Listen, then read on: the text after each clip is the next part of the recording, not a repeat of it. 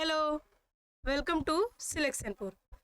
आज हम आपके लिए लाए हैं कंजंक्शन की प्रैक्टिस सेट। लास्ट 5 इयर्स के आए हुए CHSL, CGL, MTS में जितने भी फिलिप्स के क्वेश्चन हैं कंजंक्शन के, सारे आज हम यहाँ पे करेंगे। एक एक क्वेश्चन को हम देखेंगे। एक एक क्वेश्चन आपके ग्रामर के कॉन्सेप्ट्स को रिवाइज करवाएंगे। ठीक है, तो जिन बच्चों ने अभी तक कंजंक्शन के चैप्टर को रिवाइज नहीं किया है, लर्न नहीं किया है, कोई इशू नहीं। आइए एक बार क्वेश्चन करके देखते हैं, फिर देखिए आपको कितना चीज़ें समझ में आई हैं। उसके बाद फिर से जो चीज़ें नहीं समझ में आई हैं उसको आप फिर से लर्न करेंगे। ठीक है, तो स्टार्ट करते हैं। सबसे पहले हम ये देख लेते हैं, ये क्वेश्चन हम लोगों ने लास्ट 5 ईयर के क्वेश्चन है। So let's start. ये देखिए, ये आपके कंजंक्शन है। मैंने आपको बताया कि conjunction is a joining word that connect two sentences, two clause, two words. Okay, अब क्या करना है, अब हमें सीधा सीधा इसका क्वेश्चन करना है और एक एक क्वेश्चन को बहुत ही डिटेल से पढ़ेंगे। देखिए, क्वेश्चन हमने देखा, आंसर हमें याद है, हम टिक करके निकल जाएं, ऐसा बिल्कुल भी नहीं होगा। ठीक है, हम एक एक क्वेश्चंस को, उसके ऑप्शंस को डिटेल्स में देखेंगे। अगर ये ऑप्शन नहीं होगा तो क्यों नहीं होगा, I will tell you that. ठीक है, क्योंकि बस क्वेश्चन देखना, ऑप्शन तो हमें याद भी है और तो हम ऐसे टिक करके निकल जाएं, ये सही तरीका नहीं है पढ़ाने का। तो हम आपको अच्छे से डिटेल से, जो ऑप्शन होगा वो तो बहुत अच्छी बात है, जो नहीं भी होगा वो क्यों नहीं होगा, I will give you reason. Okay, तो लेट्स स्टार्ट। सबसे पहला क्वेश्चन हमारे बोर्ड पे ये देखिए। हाँ, तो आप लोग क्या करेंगे, सबसे पहले क्वेश्चन आएगा, वीडियो को पॉज करेंगे, अटेम्प्ट करेंगे, उसके बाद आप देखेंगे कि आपके कॉन्सेप्ट्स कितने क्लियर हैं। ठीक है, तो चलिए देख लेते हैं। पहला है, he helped being with the lesson unless I should fail. Lesson I should fail. आपने देखा कि he helped me with the lesson, वो मेरी मदद करेगा, आई शुड फेल। तो मैंने आपको बताया था कि अनलेस, इफ, लेस्ट, अदरवाइज, इल्स, ये कंडीशनल सेंटेंसेस होते हैं। वो मेरी मदद तभी करेगा ताकि मैं फेल ना हो जाऊं, है ना। वो मेरी मदद करेगा ताकि मैं फेल ना हो जाऊं। तो आपको पता है, शुड के साथ हम हमेशा लिस्ट कंजंक्शन का यूज करते हैं, जो कि मैंने आपको आपके कंजंक्शन के पार्ट में पढ़ाया है। जब मैंने आपको कंडीशन ऑफ कंजंक्शन पढ़ाया था तो मैंने आपको बताया था कि अनलेस, इफ, लेस्ट, अदरवाइज, इल्स। तो एक एक कंजंक्शंस को हमने बहुत डिटेल्स में किया था, उसमें लिस्ट भी था और हमने लिस्ट को भी बहुत ही डिटेल्स में किया था। ठीक है, तो यहाँ पे क्या है, शुड है और शुड के नाते हम यहाँ पे लिस्ट लगाएंगे। अच्छा, वो क्या रहा है, he help me with the lesson, वो मेरी लेसन्स में मदद करेगा, लेस्ट आई शुड फेल, ताकि मैं फेल ना हो जाऊँ, है ना, ताकि मैं फेल ना हो जाऊँ। तो ये लिस्ट अपने आप में नेगेटिव वर्ड है, मैंने आपको बताया था। ये क्या है, ये अपने आप में नेगेटिव वर्ड होते हैं, इसलिए मुझे यहाँ पे नॉट लगाने की ज़रूरत नहीं है। ठीक है, तो चलिए नेक्स्ट क्वेश्चन देखिए। हाँ, नेक्स्ट क्वेश्चन आपको पढ़ना है। अब आप वीडियो को पॉज करेंगे, चीज़ों को पढ़ेंगे, हम अगेन एंड अगेन नहीं बताएंगे। ये रूल आपके सारे क्वेश्चंस पे अप्लाई होते हैं। आप वीडियो को पॉज करेंगे और पढ़ेंगे। चलिए देखते हैं। इन turning the hall please turn off your mobile phone, है ना। इन turning the hall please turn on your mobile phone. Hall में जाने से पहले प्लीज अपने फ़ोन ऑफ कर दीजिए। अच्छा, हम ये देखें कि हम इसकी हिंदी क्यों कर रहे हैं। हिंदी करने से एक थोड़ी सी छोटी सी समझ हमें मिल जाएगी, है ना। लेकिन तो अल्टीमेटली हमें क्वेश्चन सॉल्व इंग्लिश में ही करना है, तो बहुत ज़्यादा हिंदी के चक्कर में हम नहीं पढ़ेंगे। तो अब आइए देख लेते हैं एक एक ऑप्शन। तो सबसे पहले हम देखते हैं अर्लियर, ठीक है। तो सबसे पहले हम अर्लियर देख लेते हैं। तो आप मुझे बताइए अर्लियर क्या होता है। यहाँ इंटरिंग है और आपको पता है कि यहाँ पे देखिए, यहाँ पे कोई सब्जेक्ट और वर्ब आपको दिख रहा है नहीं, बस एक ही वर्ब यहाँ पे है, टर्न ऑफ। ओके, बस एक ही वर्ब यहाँ पे है, टर्न ऑफ। इसका मतलब जो ये इंटरिंग है ये वर्ब नहीं है ना। वर्ब होने के लिए सबसे पहले सब्जेक्ट की ज़रूरत पड़ेगी। अगर सब्जेक्ट नहीं है तो वर्ब नहीं आ सकता, है ना, क्योंकि ये तो इसी के साथ आता है। जब सब्जेक्ट रहेगा तभी वर्ब आएगा। तो इसका मतलब कि ये इंटरिंग वर्ब तो नहीं है ना। अब बताइए अगर इंटरिंग वर्ब नहीं है तो वर्ब में आईएनजी लगा है, तो इसके 3 कंडीशन होते हैं। या तो वो कॉन्टिन्यूअस का टेंस हो, या फिर वो प्रेजेंट पार्टिसिपल हो, या फिर वो जीरेंड हो, है ना। जीरेंड जो कि नाउन होता है। तो अब आप मुझे बताइए ये यहाँ पे किस चीज़ का काम कर रहा है, जीरेंड का। कैसे पता, क्योंकि यहाँ पे सब्जेक्ट नहीं है, और जब सब्जेक्ट नहीं है तो वर्ब में आईएनजी नहीं आता। और प्रेजेंट पार्टिसिपल के कुछ टर्म्स एंड कंडीशंस होते हैं। When I will teach you verb then I will tell you. हम लोग बहुत ही डिटेल्स में एक एक क्वेश्चन कर रहे हैं, ये आपके दिमाग को पूरी तरीके से खोल के रख देगा, ठीक है। आइए देखते हैं। अब प्रीवियस और अर्लियर ये क्या होते हैं, ये एडजेक्टिव होते हैं, ठीक है। जब आप एडजेक्टिव पढ़ेंगे तो आप ये सारी चीज़ें पढ़ेंगे। प्रीवियस और अर्लियर एडजेक्टिव होते हैं, और ये जो अहेड है ये एडजेक्टिव भी होता है और एडवर्ब भी होता है, ठीक है। एडजेक्टिव भी होता है, एडवर्ब भी होता है। प्रीवियस और अर्लियर ओनली एडजेक्टिव होते हैं। अब आप मुझे बताइए कि ये नाउन है, और नाउन के पहले मैंने आपको बताया था या तो सब्जेक्ट आएगा या फिर प्रीपोजिशन आएगा। या तो सब्जेक्ट आएगा या फिर प्रीपोजिशन आएगा। तो सब्जेक्ट तो इसमें है नहीं, लेकिन हमारे पास एक ऑप्शन में प्रीपोजिशन दिख रहा है जो कि बिफोर है। ओके, समझ आई बात। हम चाहें तो हम ये देखें, अच्छा ये क्वेश्चन देख लीजिए, इसका ऑप्शन ये होगा। इस तरीके से करके भी निकल सकते हैं, ठीक है। लेकिन हम एक एक क्वेश्चंस को डिटेल्स में करना चाहते हैं ताकि आपके प्रेजेंस ऑफ माइंड को ये थोड़ा सा इन्हेंस कर सके। ये ऑप्शंस नहीं होंगे, क्यों नहीं होंगे, ये चीज़ें आप में बिल्ड हो सकें ताकि आप एग्जामिनेशन में एलिमिनेट करने में एक्सपर्ट रहें, ठीक है। आइए दूसरा देख लेते हैं।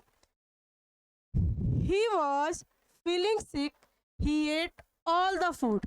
अब आप मुझे बताइए, he was feeling the sick, he ate all the food। कुछ लोग ऐसे होते हैं जब बीमार पड़ते हैं, कुछ लोग क्या जनरली सब लोग जब बीमार पड़ते हैं तो कुछ भी खाने का मन नहीं करता है। लेकिन सेंटेंस क्या कह रहा है, he was feeling sick, वो बीमार था, he ate all the food, तब भी उसने क्या किया, सारा खाना खा लिया। तो अब बताइए कोई बीमार है और सारा खाना भी खा लिया तो ये क्या आ जाएगा। बीमार होने के बावजूद भी अगर कोई सारा खाना खा ले तो ये तो कॉन्ट्राडिक्टरी है, और ये कॉन्ट्राडिक्टरी है तो इसका आंसर क्या हो जाएगा, ऑल्दो। क्या हो जाएगा, ऑल्दो। बिकॉज क्यों नहीं होगा, बिकॉज रीज़न बताता है, लेकिन यहाँ ऐसा कुछ भी नहीं है कि वो बीमार था इसलिए वो सारा खाना खा गया। नहीं, जो बीमार रहता है वो खाना तो खा ही नहीं सकता। इन केस सो दैट मैंने आपको बताया था कि पर्पस बताता है, और इन केस क्या बताता है ये आप मुझे कमेंट बॉक्स में बताएंगे, ठीक है। ये आप मुझे कमेंट बॉक्स में बताएंगे कि इन केस हम किस कंजंक्शन में यूज करते हैं। चलिए तो आपका आंसर मैंने बताया कि ऑल्दो होगा। ऑल्दो क्यों होगा? क्योंकि कोई पर्सन अगर बीमार भी है और सारा खाना भी खा ले रहा है, इसका मतलब कि ये कॉन्ट्राडिक्टरी सेंटेंस है। What my point? चलिए आइए अगला देख लेते हैं। अगला क्या है? Hard she tried Amayra could not memorise the poem. उसने कितना भी ट्राई किया, कौन? अमायरा। अमायरा ने कितना भी ट्राई किया लेकिन वो पोयम को मेमोराइज नहीं कर पाई। तो अब बताइए यहाँ पे क्या होगा? वाइल क्या बताता है? वाइल, नेवरदलेस, बिकॉज, क्या बताता है? ये सारी चीज़ें क्या बताते हैं आपको? कमेंट बॉक्स में बताना है। आपका आंसर हम बता दें कि ये हाउएवर होगा। हालांकि हाउएवर हार्ड सी ट्राई, उसने बहुत ट्राई किया। Amayra could not memorise the poem, लेकिन फिर भी अमायरा पोयम नहीं लर्न कर पाई।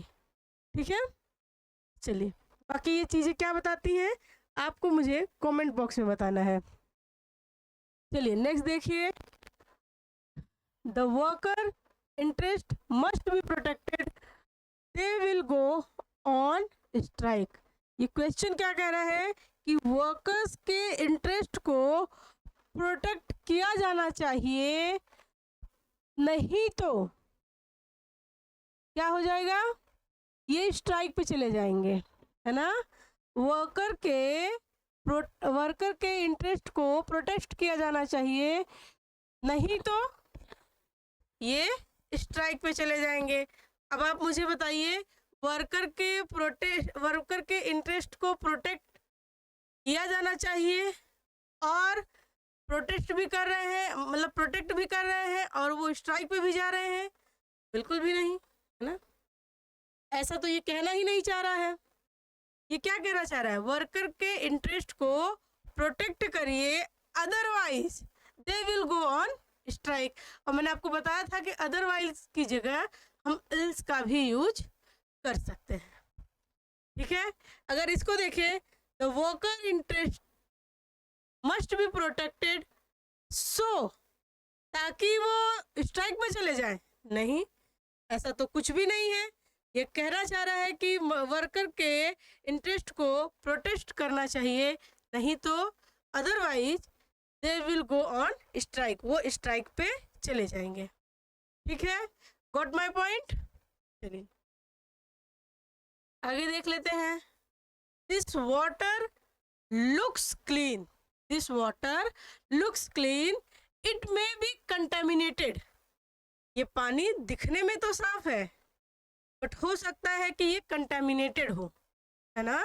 दिस वाटर लुक्स क्लीन, अच्छा ये वाटर क्लीन दिख रहा है यानी पॉजिटिव सेंस है, लेकिन हो सकता है कि ये कंटेमिनेटेड हो, ये नेगेटिव सेंटेंस है। और मैंने आपको बहुत ही डिटेल्स में ये बातें बताई थी कि जब भी कभी एक सेंटेंस पॉजिटिव हो और दूसरा सेंटेंस नेगेटिव हो तो हम उस समय कॉन्ट्राडिक्टरी कंजंक्शन का यूज करते हैं, और ये बिकॉज, रीज़न बताता है, इन केस, ये सब रीज़न बताते हैं, लेकिन ऑल्दो ही एक ऐसा कंजंक्शन है जो कॉन्ट्राडिक्टरी बताता है।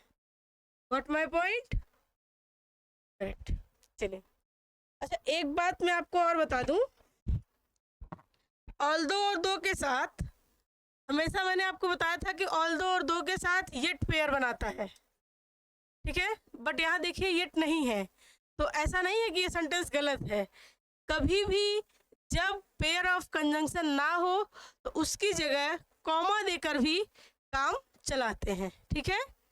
तो आप इसके लिए कंफ्यूज नहीं होंगे, जब भी कभी पेयर ऑफ कंजंक्शन नहीं रहता तो उसकी जगह हम कॉमा लिख देते हैं, ठीक है। चलिए ये चीज़ें समझ में आई आपको? Very good. अब नेक्स्ट देख लेते हैं। I saw the smoke, I saw the smoke, I realized there was a fire in woods. मैंने देखा धुआं, I realized मुझे महसूस हुआ कि जंगल में आग थी, है ना। तो क्या होगा, स्कार्सली, मुश्किल से मैंने धुआं देखा। अभी 1-2 दिन पहले ही मैंने आपको स्कार्सली, वेयरली, हार्डली पढ़ाया था, है ना। तो क्या मुश्किल से मैंने धुआं देखा। और वैसे भी अगर आप देखिए तो ये जो स्कार्सली होता है ये इन्वर्जन लेता है, but in your sentence inversion नहीं दिया है, यानी इसका मतलब कि ये तो ऐसे ही कट गया, है ना। अनलेस आपका कंडीशन बताता है कि जैसे आई सॉ द स्मोक, इसमें तो कोई कंडीशन है नहीं, है ना। Unless he will come I will go, जब तक वो आएगा नहीं तब तक मैं जाऊंगा नहीं, है ना। ऐसा तो कुछ इसमें लिखा नहीं है। आई सॉ द स्मोक, जैसे ही मैंने धुआं देखा, I realise there was a fire in woods, कि जंगल में आग लगी। तो बताइए, कॉन्ट्राडिक्टरी भी तो नहीं जा रहा है ना, कॉन्ट्राडिक्टरी भी नहीं जा रहा है। तो बचा क्या, एज सुन एज, जैसे ही मैंने धुआं देखा, I realised fire in the woods, जंगल में आग लगी। ओके, चलिए अब आप नेक्स्ट बताइए। नेक्स्ट क्या है, it was snowing, we decided to carry on driving in the mountains. क्या लिखा है, इट वॉज स्नोइंग, बर्फ पड़ रही थी, we decided to carry on driving in the mountains, फिर भी मैंने बर्फ पड़ रही थी तो हमें रुक जाना चाहिए, है ना। माउंटेन में ड्राइव करने से अच्छा है, अगर बर्फ पड़ रही है तो हमें तो रुक जाना चाहिए। फिर भी इन लोगों ने क्या किया, ये डिसाइड किया कि हम क्या करेंगे, ड्राइविंग करेंगे माउंटेन में। तो मेरे भाई जब ऐसा ये करना चाहते हैं कि तो ये सीधा सीधा क्या है, कॉन्ट्राडिक्टरी है ना। बर्फ पड़ रही है फिर भी ये जो है ड्राइविंग करना चाहते हैं, तो ये तो कॉन्ट्राडिक्टरी है। तो हमने यहाँ पे क्या किया, ऑल दो लगाया। अनलेस कंडीशन बताता है, बिकॉज रीज़न बताता है, इफ़ भी कंडीशन बताता है। जब मैंने आपको अनलेस और इफ़ पढ़ाया था तो बहुत ही डिटेल्स में बताया था, और इफ़ कंडीशन भी बताता है और डाउट भी बताता है ना। जब चीज़ें हम लोगों ने पढ़ी थी तो बहुत ही डिटेल्स में सबको देखा था। तो आप लोग एक बार फिर से रिवाइज कर लीजिएगा, देख लीजिएगा, ठीक है। नेक्स्ट देख लेते हैं, mother was tired, she stayed up all night. Mother was tired, जो मदर थी वो थक गई थी, फिर भी शी स्टेड ऑल नाइट, फिर भी वो पूरी रात खड़ी रही। अच्छा ये बताइए, अगर आप थक जाएंगे तो क्या करेंगे, रेस्ट करेंगे, लेकिन वे थकने के बावजूद भी पूरी रात खड़ी रही, इसका मतलब ये क्या है, सेंटेंस कॉन्ट्राडिक्टरी है ना। सेंटेंस कॉन्ट्राडिक्टरी है। अगर इस सेंटेंस के अकॉर्डिंग देखें तो माता जी जो थी वो थक गई थी, है ना, ये पॉजिटिव है। लेकिन इस सेंटेंस के रिगार्डिंग शी स्टेड अप, फिर भी वो रात भर खड़ी रही, थकने के बावजूद रात भर खड़ी रही, इसका मतलब कि उन्हें तो नहीं खड़ा होना चाहिए था। तो ये क्या है, कॉन्ट्राडिक्टरी है। और मैंने आपको बताया था कि कॉन्ट्राडिक्टरी सेंटेंस में हम क्या लगाते हैं, तो रीजन बताता है, येट कॉन्ट्राडिक्टरी सेंटेंस होते हैं।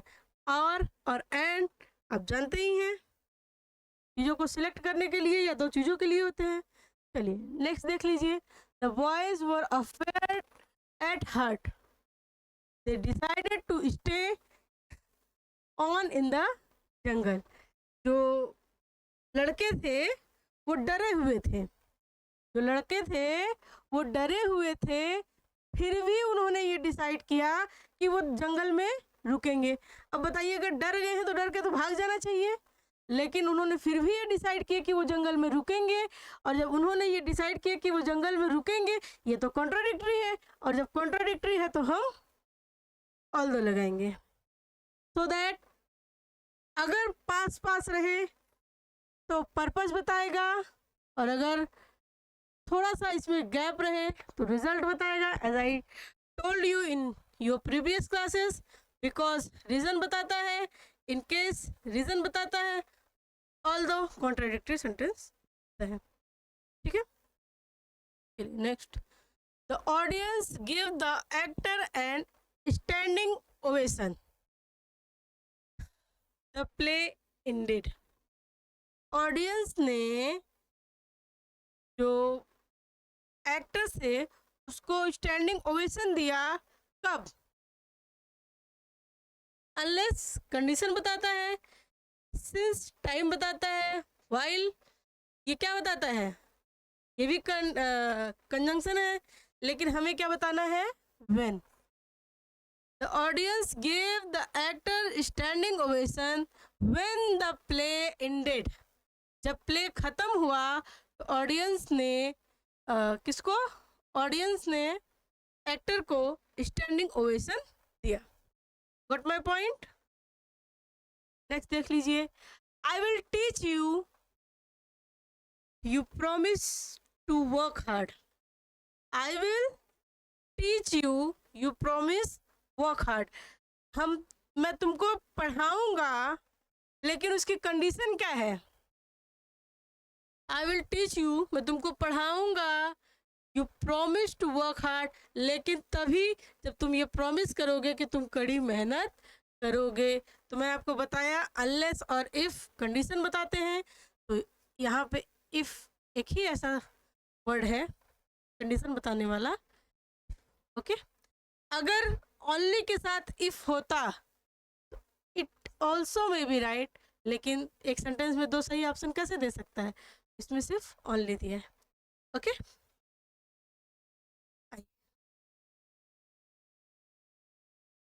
पढ़िए इसको।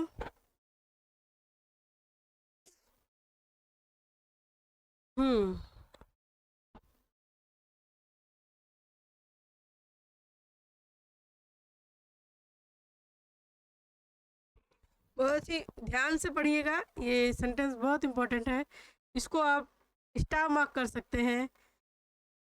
देखिए, repeated warnings he still comes late, है ना, कई वार्निंग के बाद भी वो लेट आया। ठीक है, repeated warning he still let, bar bar warning भी दिया जा रहा है तब भी वो लेट आ रहा है, इसका मतलब कि सेंटेंस कॉन्ट्राडिक्टरी जा रहा है ना। बार बार हम वार्निंग दे रहे हैं, आप तब भी लेट आ रहे हैं, यानी हमारे विरोध में आप काम कर रहे हैं, तो सेंटेंस तो कॉन्ट्राडिक्टरी जा रहा है। और कॉन्ट्राडिक्टरी बताने के लिए इन स्पाइट ऑफ का भी यूज करते हैं, इवन दो का भी यूज करते हैं। अंतर क्या है? अंतर ये है कि इवन दो आपका कंजंक्शन होता है और इन स्पाइट ऑफ आपका प्रीपोजिशन होता है। ठीक है, इन स्पाइट ऑफ आपका प्रीपोजिशन होता है, इवन दो आपका कंजंक्शन होता है।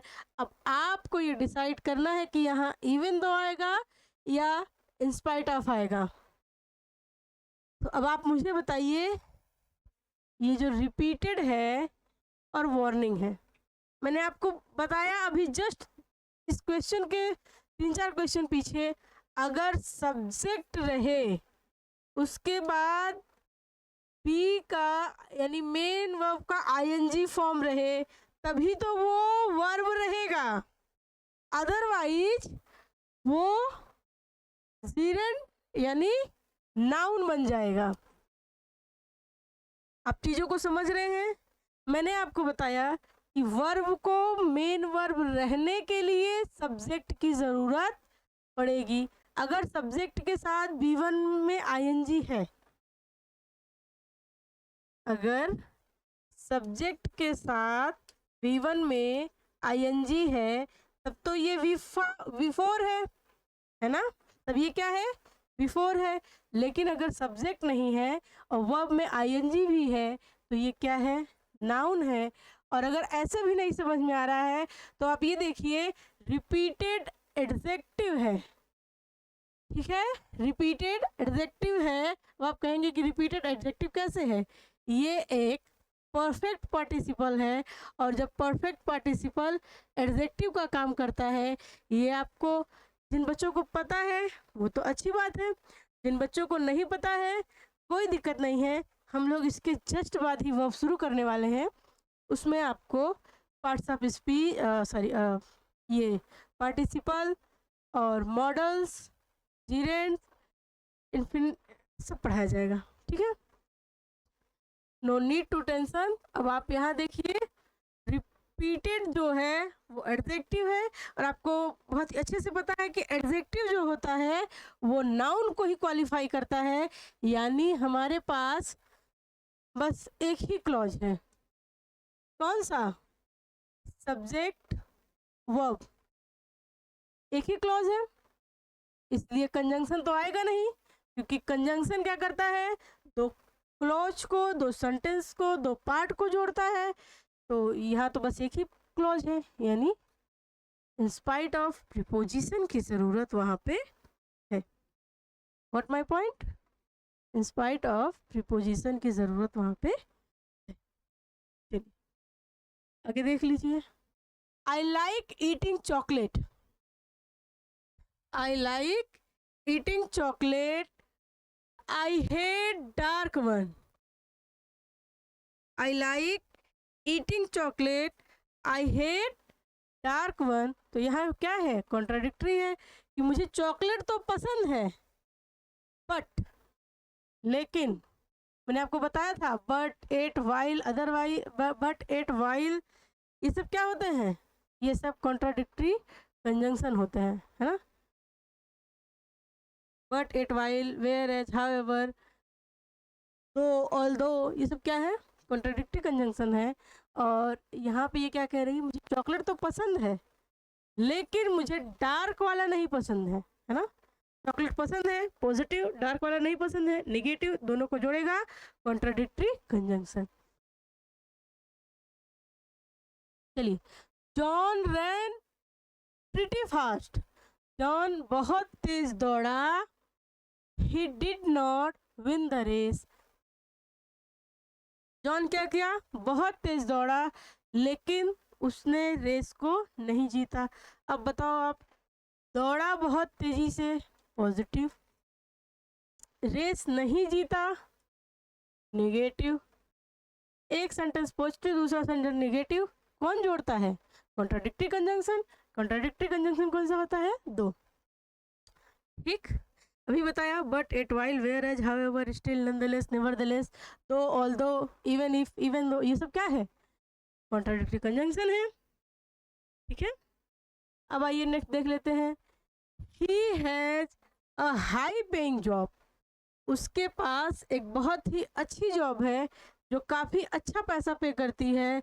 He never seems to have any money. लेकिन उसके पास कोई पैसा कभी दिखता नहीं है। एक कंपनी जो कि हाई पे, जो कि बहुत ज़्यादा पैसा पे करती है, ये पार्ट तो पॉजिटिव है। अगर आपको कंपनी कोई ज़्यादा पैसा दे, ये पार्ट तो पॉजिटिव है। बट ही नेवर सीम्स, उसके पास कभी पैसे दिखते नहीं हैं, यानी ये पार्ट तो निगेटिव है। जब ये पार्ट निगेटिव है, एज आई टोल्ड यू, मैंने आपको बताया कि ये पॉजिटिव और नेगेटिव सेंटेंसेस को जोड़ने वाला कंजंक्शन कॉन्ट्राडिक्टरी कंजंक्शन होता है। आपके पूरे ऑप्शन में बस एक ही ऐसा कंजंक्शन है जो कॉन्ट्राडिक्टरी है, ओके। इसके लिए आपको ये लर्न करना पड़ेगा कि but, yet, while, whereas, however, still, nonetheless, nevertheless, though, although, notwithstanding, even if, even though, ये कॉन्ट्राडिक्टरी कंजंक्शन होते हैं। इनका एक पार्ट पॉजिटिव, एक पार्ट नेगेटिव होता है। ये चीज़ें क्या करनी पड़ेंगी?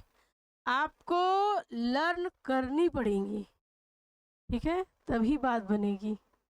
कितना भी प्रैक्टिस कर लीजिए, लेकिन जब तक आप उन चीज़ों को लर्न नहीं करेंगे और लर्न करने के बाद प्रैक्टिस नहीं करेंगे, चीज़ें आपकी पक्का नहीं होंगी, ओके। चलिए नेक्स्ट देख लेते हैं। Ritu had gone out to drink water. Her examination started. Ritu had gone, Ritu बाहर गई पानी पीने के लिए। Her examination started. अब आप मुझे बताइए, हर क्या है? प्रोनाउन। उसके पहले क्या आना चाहिए? हाँ, ये पहले तो प्रीपोजिशन आना चाहिए, और प्रीपोजिशन ही आपका एक ऐसा इसमें है जो कि क्या बता रहा है? जो कि प्रीपोजिशन है, वेदर कंजंक्शन है, डाउट बताता है। और जो इवन है ये एडजेक्टिव होता है। नाउ आपको पता ही है, बस एक ही ऐसा बचा हुआ कंजंक्शन है जो कि प्रीपोजिशन है। तो ये आपका हो गया। नेक्स्ट देख लेते हैं। I walk out, I wanted to breathe some air. मैं बाहर टहलने गया क्योंकि मुझे कुछ फ्रेश एयर चाहिए थे। तो मैंने आपको बताया था conjunction of reason. Conjunction of reason में क्या था? सिंस था, बिकॉज था। तो यहाँ पे कंजंक्शन ऑफ रीजन में बिकॉज है, हमने किया और हम आगे बढ़े। येट और बट कॉन्ट्राडिक्टरी है, ये श्योरिटी बताता है, बट एक ही ये हर्ट बन गया भाई। बट एक ही ऐसा कंजंक्शन है जो कि मतलब एक ही ऐसा ऑप्शन है जो कि रीजन बता रहा है। ठीक है, आइए आगे देख लेते हैं। We must start now, it will be too late. We must start now, it will be too late. अच्छा, यहाँ पे देखिए, आपको देखने से जस्ट ऐसा लगेगा वी मस्ट स्टार्ट नाउ, हमें अब स्टार्ट करना चाहिए, unless it will be too late. लेकिन ऐसा बिल्कुल भी नहीं है। आपको ये बात याद रखनी है। ये कहना चाह रहा है we must start now otherwise it will be too late, वरना बहुत लेट हो जाएगा। तो यानी यहाँ पे क्या हो जाएगा? और हो जाएगा। ठीक है, ऐसे आंखें बंद करके नहीं करना है, आंखें और दिमाग दोनों खोल के ऑप्शंस को सिलेक्ट करना है। ठीक है, आइए नेक्स्ट देख लेते हैं। We cannot quote the price, we are allowed to examine the sample. हम तब तक प्राइस को कोट नहीं कर सकते, यानी तब तक हम प्राइस नहीं बता सकते जब तक आप हमें एग्ज़ाम सैंपल्स को चेक करने नहीं देंगे। यानी प्राइस को कोट करने का कंडीशन क्या है कि आप हमें सैंपल चेक करने दीजिए। और कंजंक्शन, एक ऐसा कंजंक्शन जो कंडीशन बताता है, वो इसमें सिर्फ अनलेस है। ओके,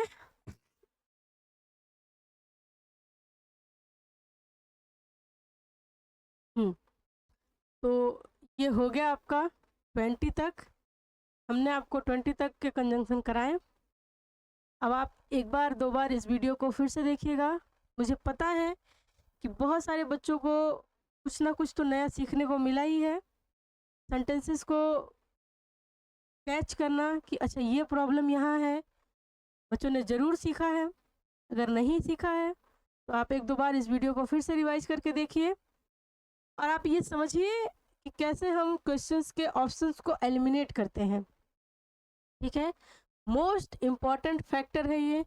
अगर आपको क्वेश्चंस के ऑप्शंस को एलिमिनेट करना आता है, ठीक है, तो अब आप चीज़ों को एक दो बार और रिवाइज करेंगे। हमारे पास क्वेश्चन बहुत सारे हैं, आप देख सकते हैं हम लोग लगभग 50 क्वेश्चन लेके आए हैं, बट आज टाइम हो गया है तो हम कल से 21 से करेंगे। और तब तक के लिए ऑल द बेस्ट। जिन बच्चों को ऐसा लगा हो कि अरे यार मैंने तो कॉन्सेप्ट रिवाइज ही नहीं किए हैं, तो you have still one day, आपके पास अभी भी एक दिन है।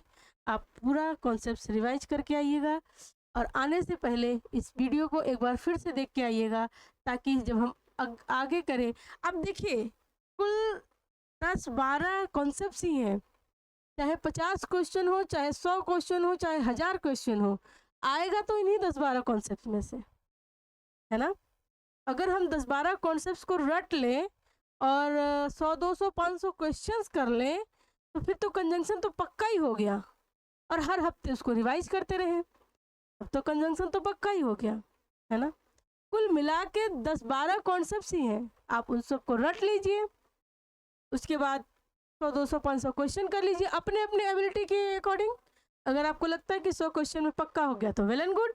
अगर आपको लगता है कि 200 क्वेश्चन, 300 क्वेश्चन, 500 क्वेश्चन की ज़रूरत है तो आप यूट्यूब पे ढेर सारे ऐसे चैनल हैं जो प्रैक्टिस कराते हैं, आप उनसे जो है प्रैक्टिस भी कीजिए। और हम भी आपको प्रैक्टिस करा रहे हैं, आप हमसे भी प्रैक्टिस कीजिए। प्रैक्टिस और रिवीजन दोनों जारी रखिए, चीज़ें आपकी पक्का होती जाएंगी। ये अपने अपने एबिलिटी के ऊपर डिपेंड होता है कि हम 100 क्वेश्चन में पक्के हो जाते हैं कि हमें 1000 क्वेश्चन की ज़रूरत पड़ती है। लेकिन चाहे आप 100 में पक्के हो जाइए, चाहे आप 1000 में पक्के हो जाइए, आपको रिवीजन तो जारी रखना है। हर हफ्ते आपको कंजंक्शन रिवाइज करना है। रिवाइज करना किससे है? एक बार कॉन्सेप्ट पढ़ लिया, फिर 50 क्वेश्चंस की एक सीरीज सॉल्व कर ली, बस। ठीक है, लेकिन ये रेगुलरली बेसिस पे आपको करना ही करना है। ठीक है, तो आपको मिलते हैं नेक्स्ट क्लास में, जिसमें हम आपको आगे के सारे क्वेश्चंस कराएंगे। तब तक के लिए ऑल द बेस्ट। पढ़ते रहिए, रिवाइज करते रहिए। There is only one option. Okay, all the best guys.